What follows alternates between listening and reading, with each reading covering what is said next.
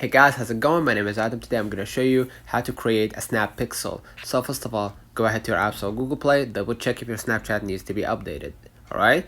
Now what I'm going to do, I'm going to go back to my screen, go ahead to my browser, and I'm going to scroll a little bit down. In the same way, if you want to create or set up your own Snapchat Pixel or Snap Pixel, log in to the Ads Manager and then click the menu in the top corner and then select Pixels. And next, select Create Pixel, name your pixel, and then click Create and select the ad accounts that you would like to share the pixel to by typing the ad account name in the search box. So basically, you're gonna follow along the on-screen instructions so you can actually know or get to actually link your Snap Pixel to that account or to that thing, right?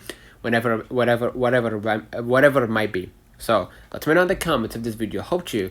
Don't forget to like and subscribe. Don't forget to follow us on social media, and we will definitely see you in the next one.